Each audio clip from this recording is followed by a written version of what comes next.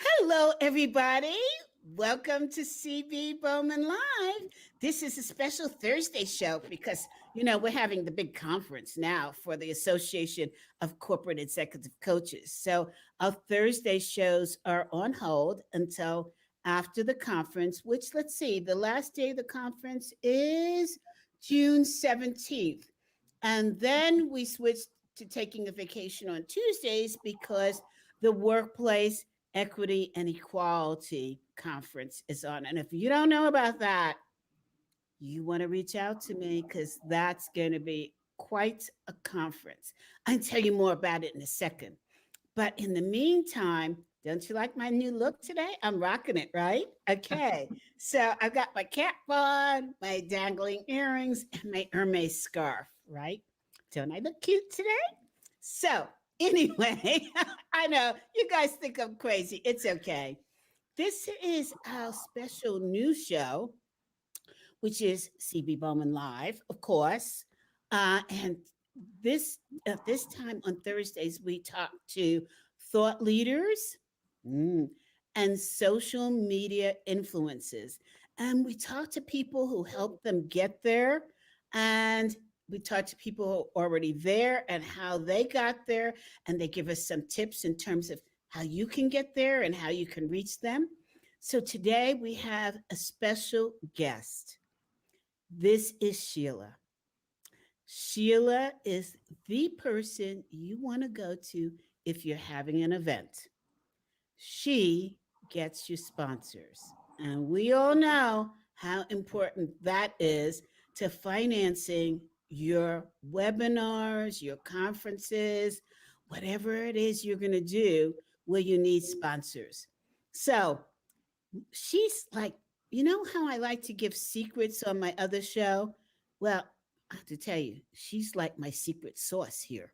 So you're getting an inside scoop on what goes on behind the scenes.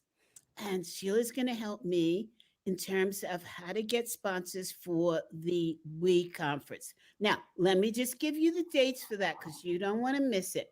It's June 21st, 22nd, and 23rd.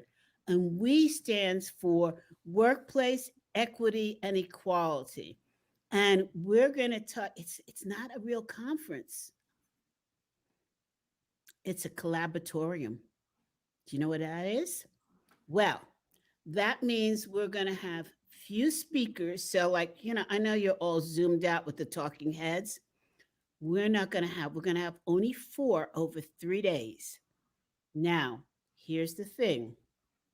If you're working on a D&I program in your company, or you're helping a company with their D&I program as a coach, you want to be at this conference because what we're going to do is you'll hear the famous speakers, but we are actually going to have a workshop and you get to pick from two different tracks for your workshop. And the first track is how do you develop a D&I program? The second track is watch the marketing. So, how do you make sure that your marketing is consistent with what's going on? And the third track is how do you find talent? How do you find talent that represents people of color or disabilities or Asian Pacifics? We have the answer. So you want to come to this conference, and guess what? It's so inexpensive. We're just giving away value. So go to we, don't you like that acronym? We, WEE hyphen conference.org. And so let's go over to Sheila. So Sheila is going to tell us how do we secure sponsors? How do we talk to them? How do we prepare to talk to them? What should we ask for? What's the dollar amount we should request? I mean, this is a whole education in itself.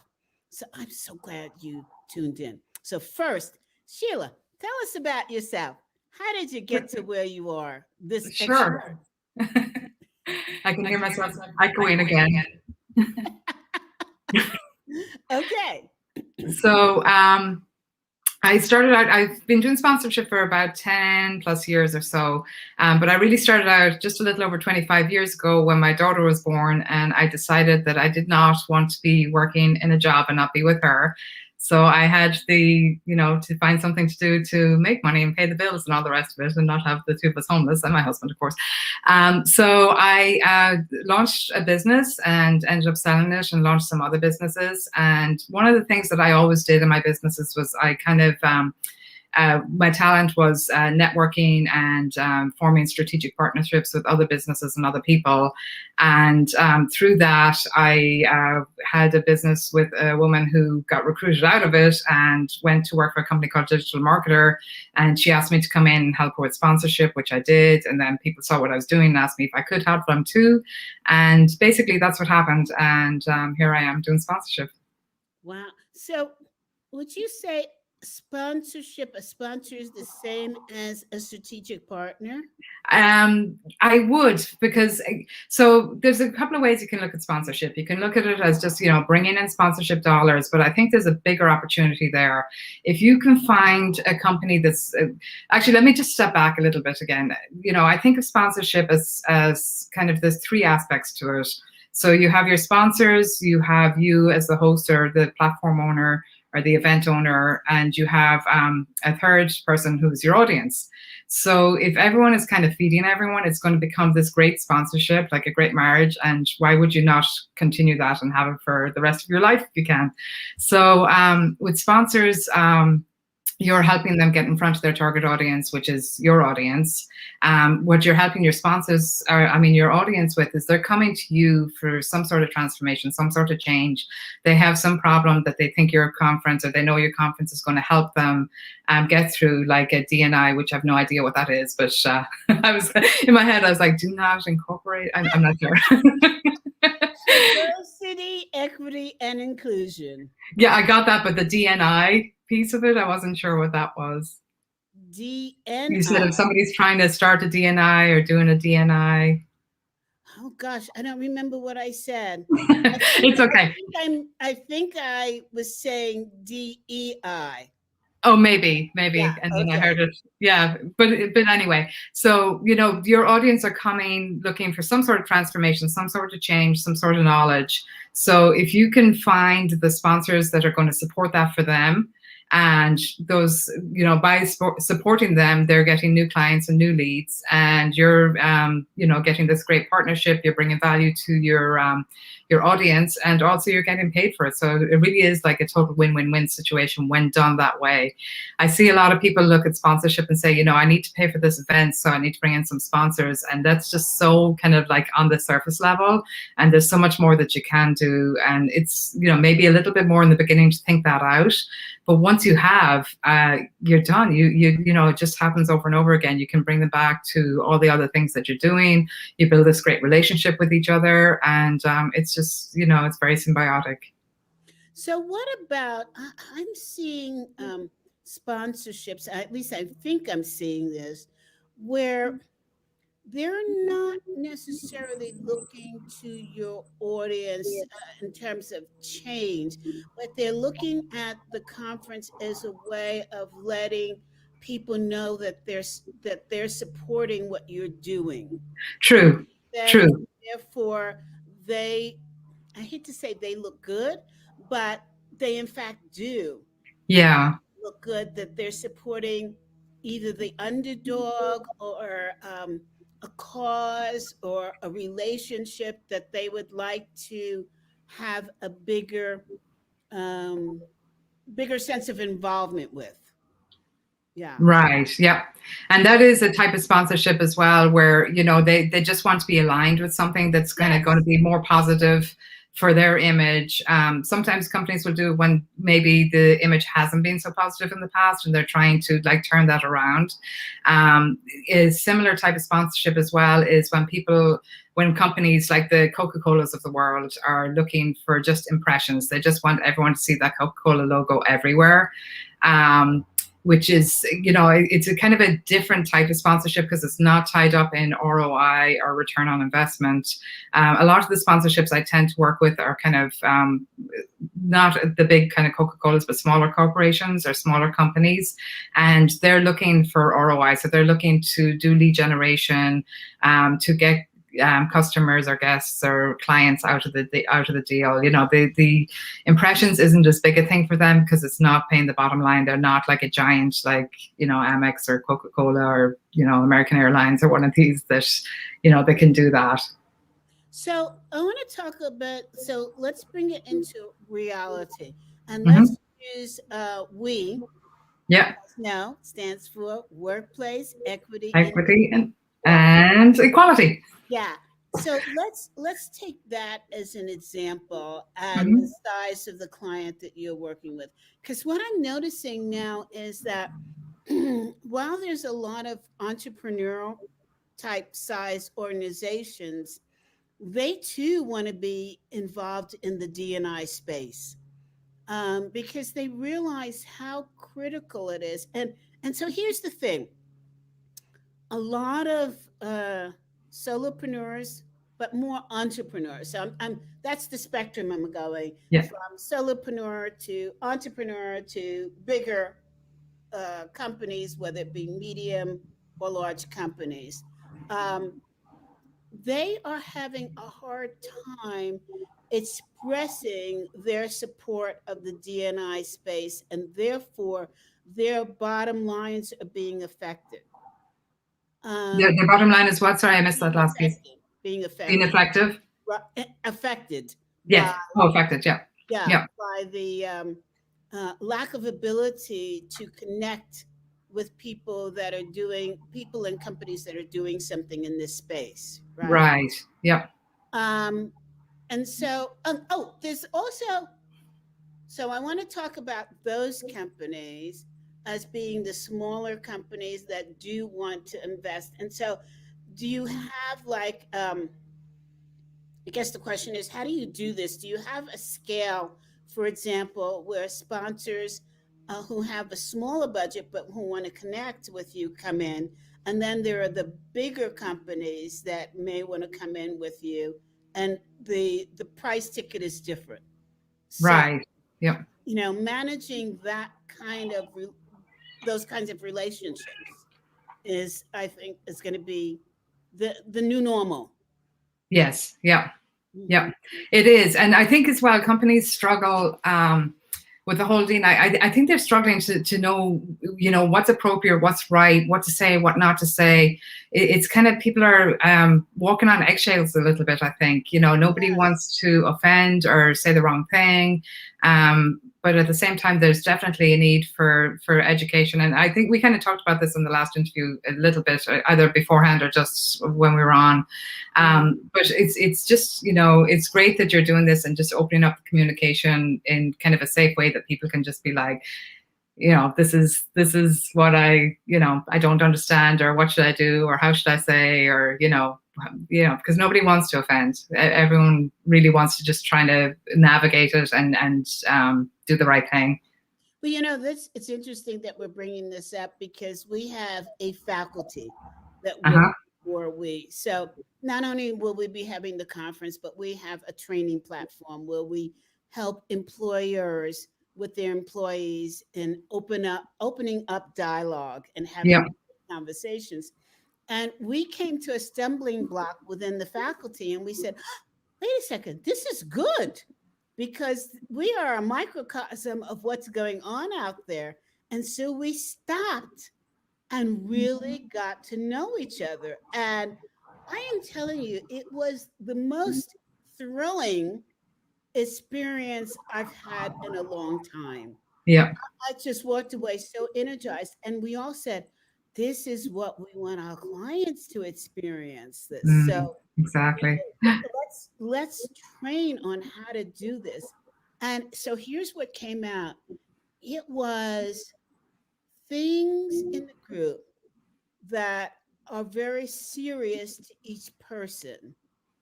That admission of what they're struggling with was so breathtaking because, you know, we assume that everybody's okay unless we see otherwise on their face or their behavior change.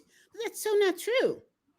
You know, we hold so much inside because we don't have safe places to discuss.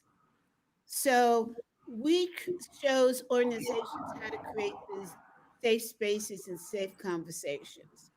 So I'll give you an example. I said to the team, there is a group of people that I would like to see part of the faculty, and we have no representation. And somebody else said to me, well, there is another group that you haven't thought about. And I said, yeah, I'm not so sure that that group wouldn't derail us. And I said, and let me speak from personal experience. And everybody was like, you've had this personal experience? And I said, yeah. And so what do we do if we want to include this group? And everybody said, well, you know, that's a really good point. Well, we could screen for to make sure that this particular population would be not destructive but supportive. And I said, you know, I like that idea. And so we came to, through honesty and discussion and surprise, nobody knew that I had this experience that we were all talking about. And it was like suddenly okay for me to talk about it because now I'm part of the in crowd, right? So we want to help people get to the same point of discovery. And I think that I know that smaller organizations are faced with the same dilemma that we had. And what better opportunity to be able to talk to a group of people to say, hey, this is what we faced. What do you think? What could we do? So I think there's definitely a space in our conference for all size organizations. And I don't know if it's true of all conferences, but I would employ people to look beyond what your immediate target audience is to see how inclusive your conference can be to all levels and all sizes of sponsors. Does that make sense at all? It does make sense. Yeah, it's you can. I mean, you can certainly be inclusive. I think the bottom line for sponsors is that there needs to be, just from a business point of view, there needs to be an outcome that they receive from being there. So it needs to make sense for them. So, you know, if they sell fishing tackle and they go to the tennis conference, it's, you know, they may find a couple of people who like fishing, but you know, it's just probably not a good fit. Tackle is used for the tennis rackets. So. Oh, there you go. So you see, I should just be more diverse, really.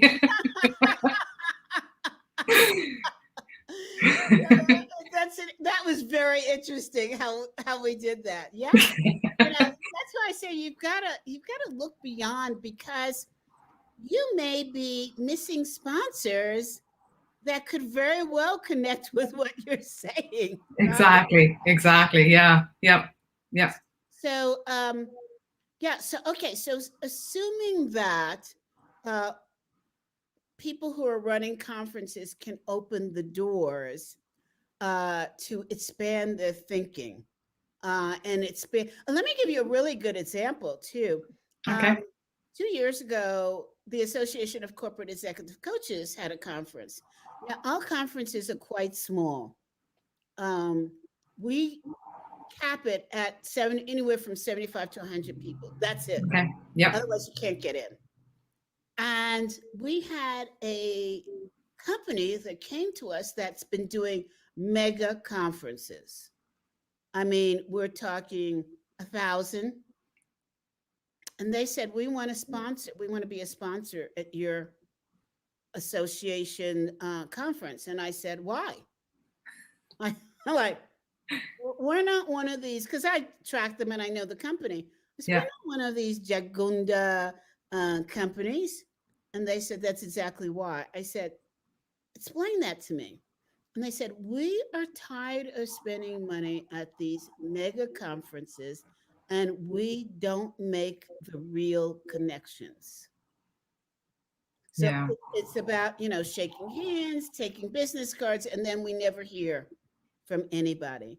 And we Yeah. would like to try a small, intimate setting. Of course, the dollars that they offered were much less than the other conference, but it was very meaningful to us, right? Hmm. After the conference, they came to us and said, this is the best conference we've ever been to. And I saw them flitting around the conference, and I said, why is that? And they said, because your rule for sponsors. And our rule was that the sponsors had to attend all of the sessions, they had to attend the dinner parties, and they had to get to know their target audience. And they had a blast. Yeah. People were asking them questions that they might not ask when they were on stage, or that they might not meet because it's just a sponsor, right? And sponsors are treated as though, as you said, give me the money and fine, goodbye. Yeah. No, we treated sponsors like they were part of the family. And that's, the point of that as well, CB, is like a lot of times I talk to sponsors initially and they're like, how big is the conference? How many people? And, my answer is like, honestly, how many people can you make a meaningful, connection with? It's like, if you want a million business cards, that's one thing. But what you did was very clever, like incorporating them into the sponsor, into the event, having them sit at the tables with their prospective clients and listen to the same message that's coming from the stage or whatever. I think that's excellent. Very, Oh, very clever. thank you. We just figured we'd try it out because the association is a very close knit family. And nobody comes in with a head too big to get in the door. Right. Everybody's supportive of everybody. And it's made from 4 master level coaches who are coaching people in the top tier of organizations, or academic institutions, or medical facilities, or what have you. And so, for the sponsors to sit down and break bread with people who were actually going to use their products, it was an incredible experience. And not just for the possibility of doing business with them, but just to get the feedback and to understand. Like, have you ever tried to sell something or promote something, and you just have no idea what's going on in the mind of your prospect? It's like, do they like it? Do they not like it? Do they need it? What are their problems? What are they struggling with? And just to have that kind of intimate type of back and forth, that's Yes. amazing. Yeah, it was really good. Now, ironically, I was a little nervous about doing a sponsorship this year, because we went on Zoom. So Yep. the other was in person and this was in Zoom. And we weren't sure about how to translate that experience. And it was a missed opportunity for sponsors. Yeah, I mean that's been a struggle with a lot of people in this past year with COVID, and I feel like now your event and what you did aside, like the typical kind of booths in an exhibition hall versus a Zoom, I feel like a Zoom ends up being a more intimate type of experience as well, because you have sponsors in sponsor rooms. People are coming in because they want to talk to them, not because they're past them in the hallway and kind of glancing to see, is this something I want to look at? I don't want to get stuck in a conversation. I got to go for lunch right now, that type of thing. So I think in a way the Zooms and the virtual stuff for sponsors is actually, I wouldn't say better, but it's definitely not worse than being at a live event. I feel like Yes. they're doing very well out of it, and it's more of a one-to-one kind of intimate relationship that they're building with their prospects versus people just passing them in a hallway. You're so true, because going back to that conference that I told you about where the sponsors were very happy, we had a sponsorship room. And do you know that nobody went in there? Yeah. Because they were busy talking real time, real discussions. The sponsors, we had like a cocktail hour and we had high top tables. And the sponsors were at that table you know that the tables were so packed with people wanting to join the conference, and at the same time we had rooms where the sponsors had a representative. Nobody went in there. Yeah. I'm like, Yeah. what?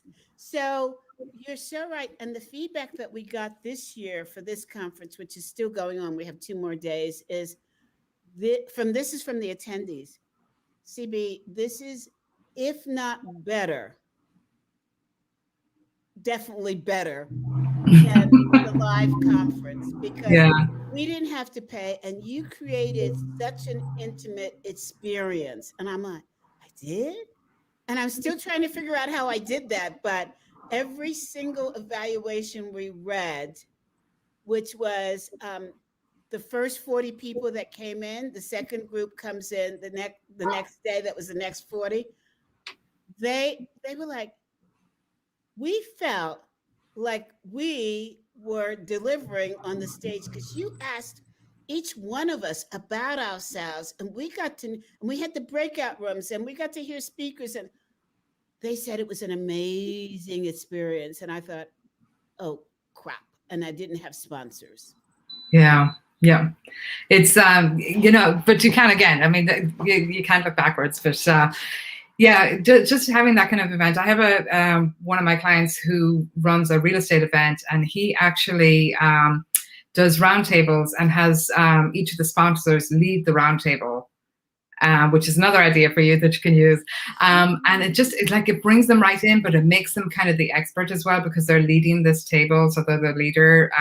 But it just works very well. And then they swap tables throughout the thing. So they end up, if it's 10 tables, they end up being at all 10 tables throughout. So another great way to just, because sponsors are looking for exposure to the people. And the more you can do that for them, the better it is for your audience and for your sponsors. And they'll just keep coming back for more if you look after them like that. So getting back to the work that you do you have sponsors that are like in different industries, different sectors, or are they all the same?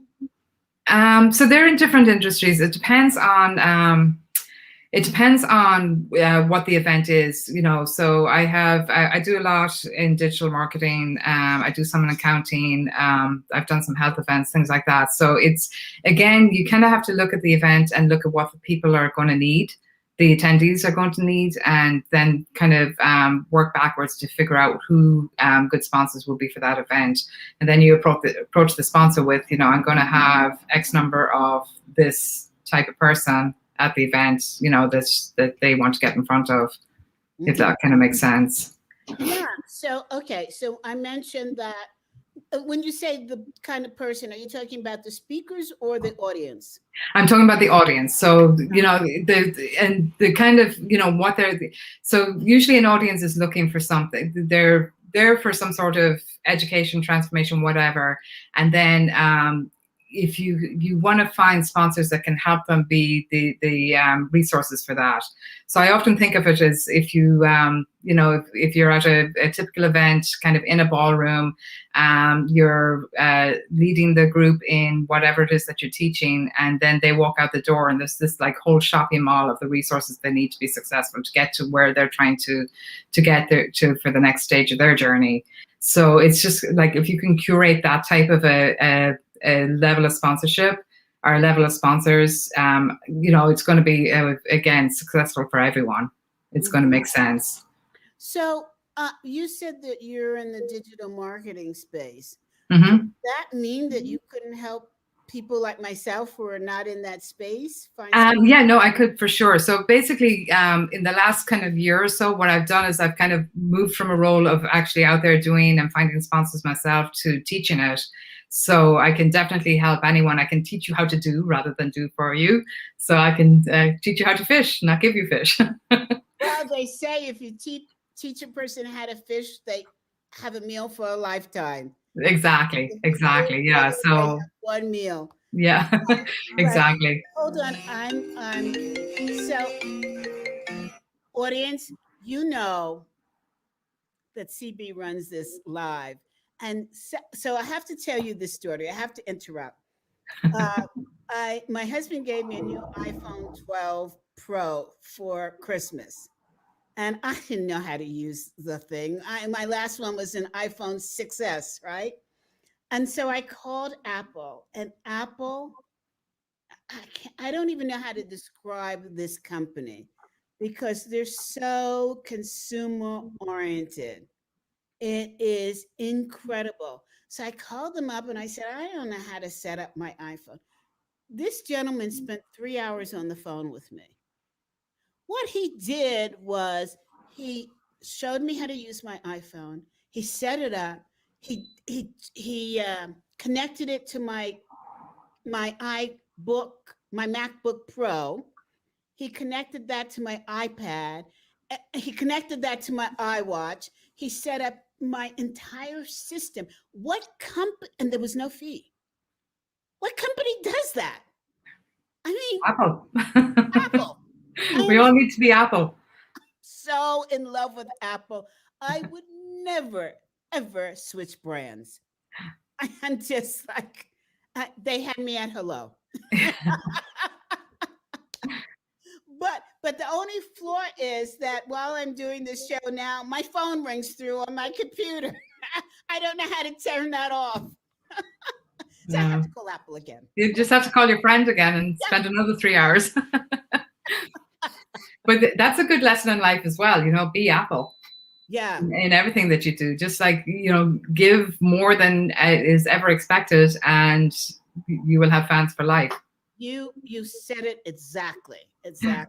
Yeah. So now going back to the school you're conducting. So you are teaching people how to help other people in getting sponsors?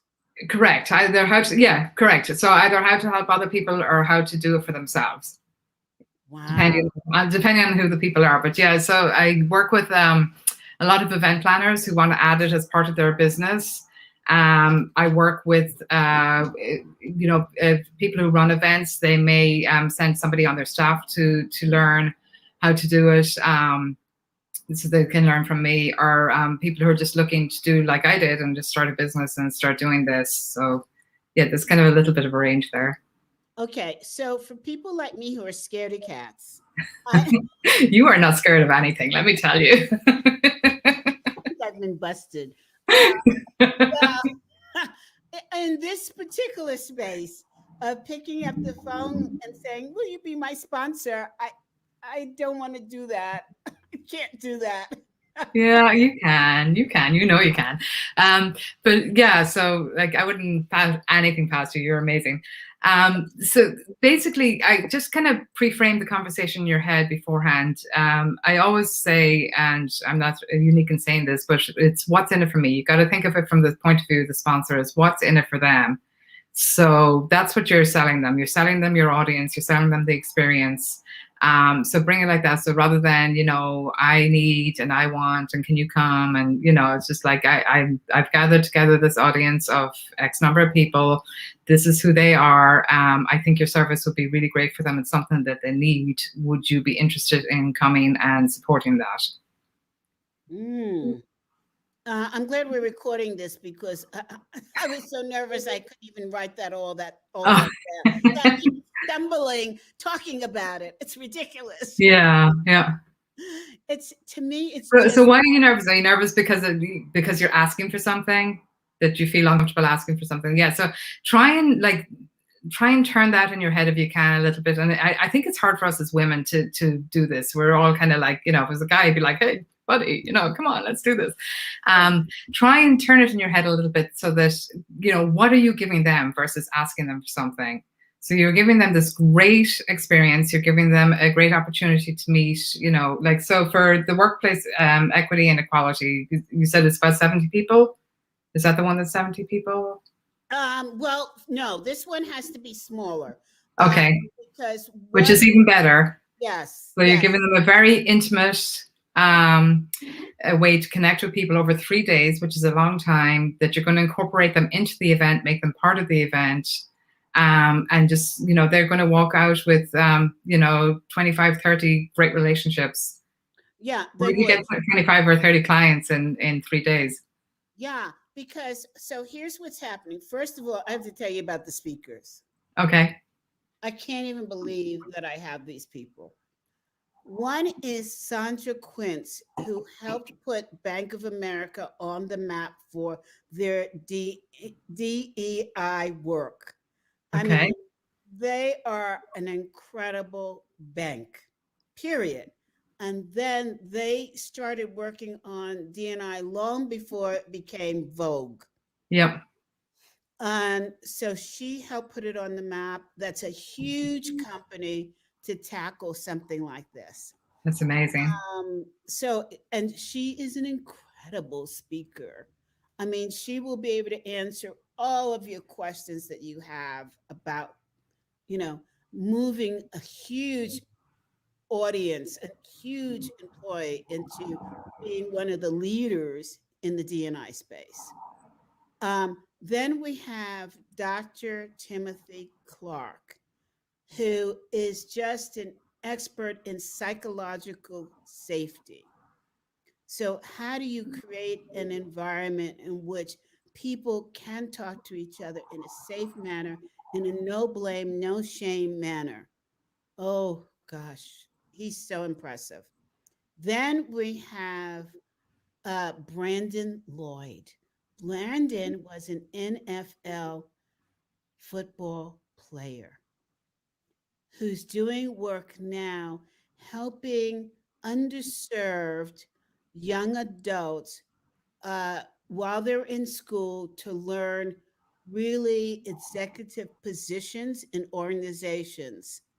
And so they do what's common in Europe, but not common here, apprenticeship, Mm, where they actually work. And I'm not talking about emptying trash cans, or filling up the water cooler. They actually get in and do executive work. that's amazing. And then we just got as a speaker Eric. Eric is CEO of Aperion. That group specializes in international concerns around diversity. And you couldn't ask for a better group of speakers to come into this. And That's then, amazing. so you hear speakers, and then you go into workshops to talk about concerns your company or you may have in serving companies like this. So I'm so excited about it. So what what would a sponsor get? They get to go into those workshops and actually find out what's going on that they might be dealing with in their own company. Mm, yep. Yeah. And meeting people. So each of the workshops are going to be facilitated by we faculty, which don't get me started about greatness and ability. Oh, wow. Um, Dr. Elena Love has created the passion profile, where she looks at archetypes in relationship to how people communicate with each other. Wow. So, sponsors, yeah, this is the place where you want to be to either tap into the DNI space or to help make a difference so that your organization can learn and move forward in this space. So, So, who would be your goal? Like, if you could wave a magic wand and get that one sponsor, what company would it be? We're live on LinkedIn and other places. Who knows? Someone might be listening. Wells Fargo, Wells Fargo. yeah, because their CEO made a horrible mistake earlier this year in saying that he did not have the ability to identify people of color. And one of the tracks is about seeding and growing talent. Yeah. So I'm looking for people who we can seriously help. Google got into trouble for terminating people who were speaking up in this space. LinkedIn got into trouble for not supporting enough people of color as members of LinkedIn. Clubhouse is in the same space. So, these are bigger companies. I don't know, you know, um, if they realize the kind of work that we're doing, but they Right. would be awesome. Mm. In addition to the smaller companies, so that they don't make the mistake that the bigger companies have made, right? Right. Yeah. Academic institutions would be great because they're going out and they're teaching this without the experience of real world expertise. It's not book learning anymore. You can't do D&I from that perspective anymore. Yeah. Yeah. So I would say, and in and even research companies that are trying to research this space, come and hear what's really going on versus handing somebody a survey to fill out, right? So that was a long answer to just about everybody. But the top three would be the firms that have hit the news because of errors they've made. Jeep would be an outstanding company that we would like to go after because they made a huge mistake in, I think it was Super Bowl, one of those major football um, programs, games. You could tell I'm not a sports person. Where Events. events, right? The main speaker. I leave that stuff to my husband. um, they had a commercial for Jeep. Uh, and in that commercial, Bruce Springsteen spoke about the coming together of America as one. And they showed people from out the United States and talked about, couples and individuals, about how important it is to come together. During that commercial, there was no one of color. Mm. Now, that is a massive mistake. Are you saying that no one of color buys a Jeep? Because that I have a problem with. Are you saying that you just don't recognize people of color being able to afford a Jeep? What are you saying? That's such a big mistake. Yeah. That's a cultural. And you know what? They may not be saying anything. It may just be like they just didn't think, you know? That's saying enough.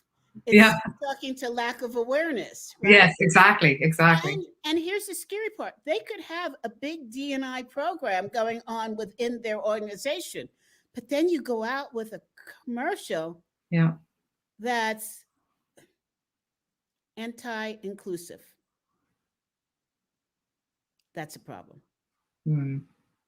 So there are so many companies that I would love to call into this. There is my business partner in this, Elena Love, went with her fiance to shop for a boat.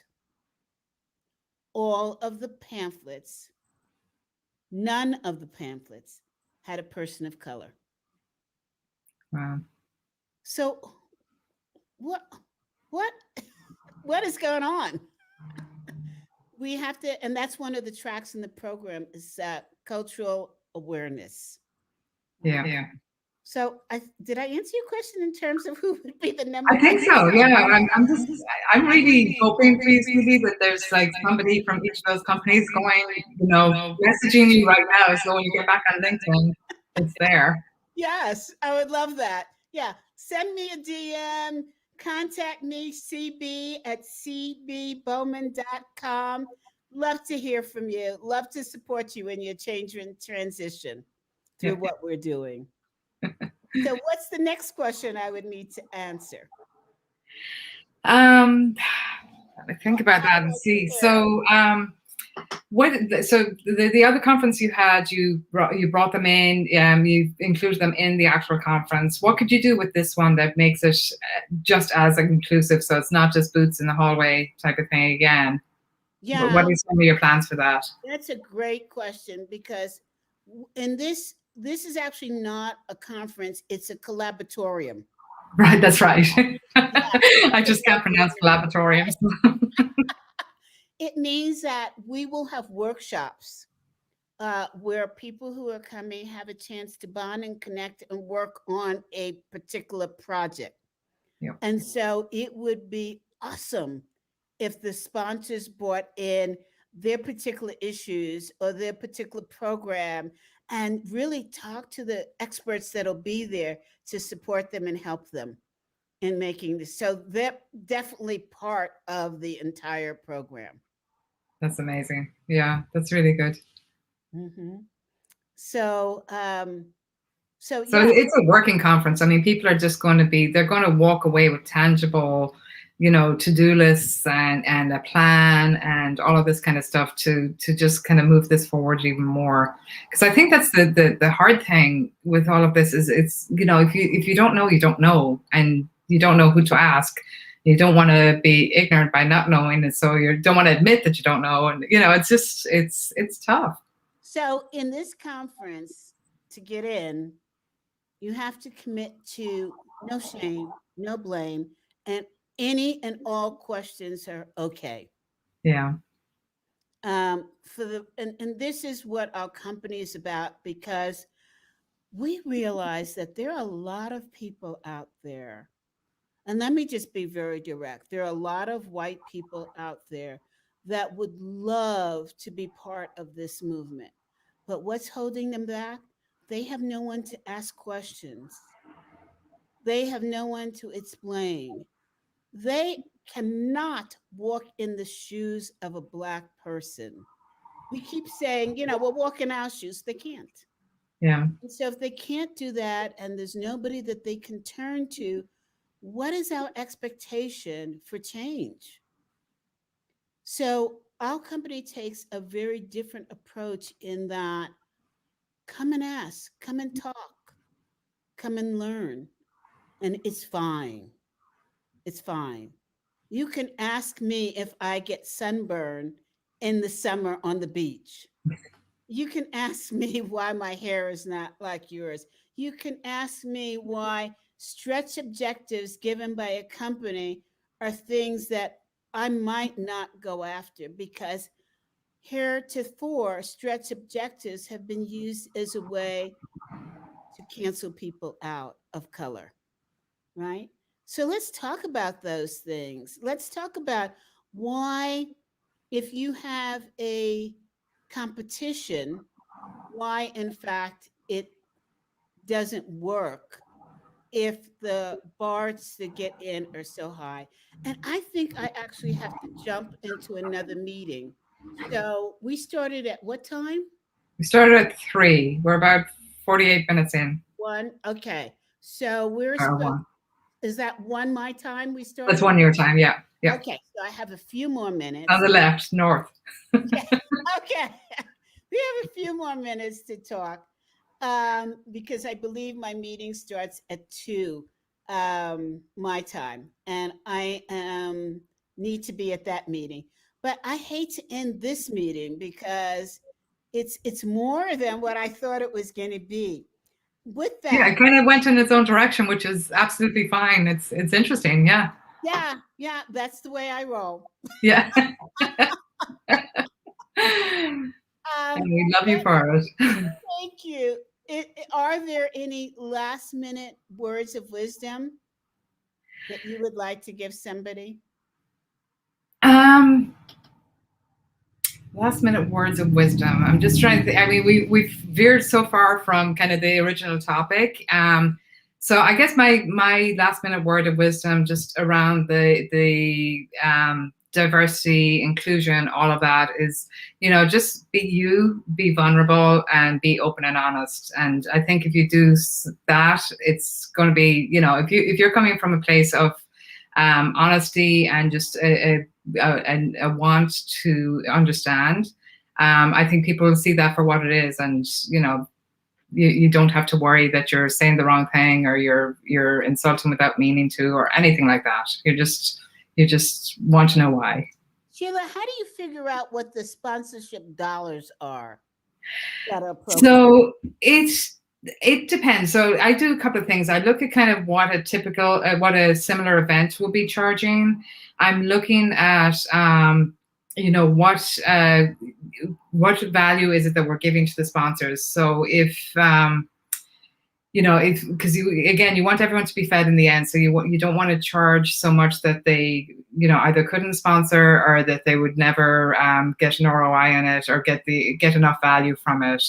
I suggest starting out going a little bit lower in terms of what you think you wanted to charge, and also at times as well, you might want to, if you're starting a new event, you might want to comp a few sponsorships just to kind of get through it and figure out what's going on and show sometimes just show the sponsor that this is what I can bring you for value, and have them charge them the following year or the following event or something like that. So just it's a very kind of, that's like a very broad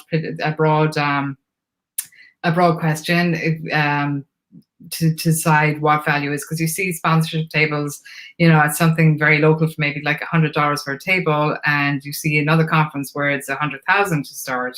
So it really depends on what you're delivering to the sponsor and what they're looking for.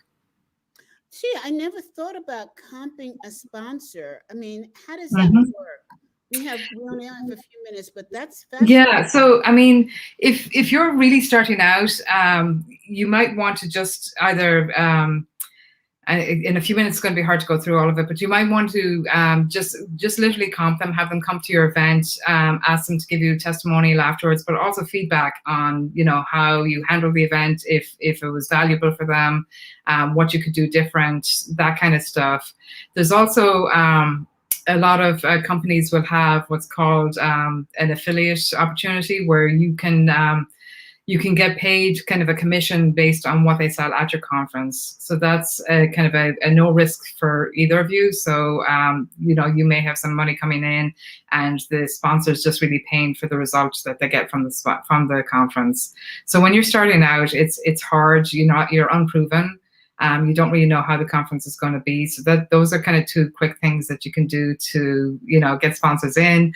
And it's like the mall, when I've never built a mall, but I assume it kind of goes like this, that you get Neiman Marcus and Macy's and maybe, I don't know, I'm not a shopper, so, but you get those cornerstone stores in first, and then you go, you're like, hey, CB, you've got this little boutique. We've got Neiman Marcus and Macy's. You could be right in the middle of the two of those, and you're going to get all this traffic. So it's kind of the same thing with sponsors. You get your first couple, and then you approach the people that you want and say, we have, American Express and Marriott or whoever, and, we'd love to have you too. And then they're thinking, oh, those are really great companies. It must be a great event. And they come in and sponsor. That's very simplistic, but yeah. So just kind of think kind of strategically like that as well about it. Well, Sheila, as always, you bring a wealth of information, and I'm going to talk to you offline. So I hope everybody listening who's doing an event reaches out to you. In your bio is a way to get in touch with you, but do you want to just give it's info at connectedsponsors.com. And then is it okay if I give them a little, I have a free worksheet that I can give them as well? Yes, absolutely. It's a one-pager. It's about how to find sponsors. It's just some low-hanging fruit ways to find sponsors. So they can go to connectedsponsors.com/finding sponsors. So connectedsponsors.com/finding sponsors. Connected, give it to us again.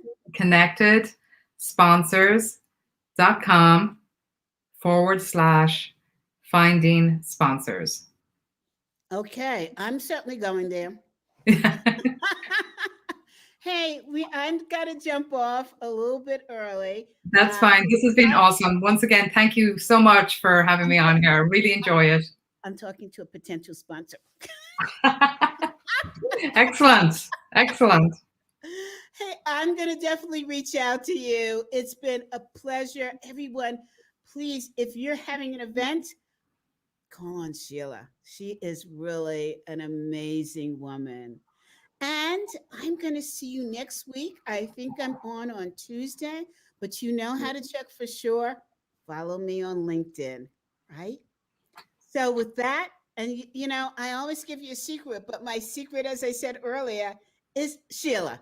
So She's a great friend, a great teacher, a great supporter, and you definitely want to reach out to her. So, with that, have a terrific week, and I hope you get at least 50% of what you're hoping for. Bye now. Thanks, Sheila. Bye.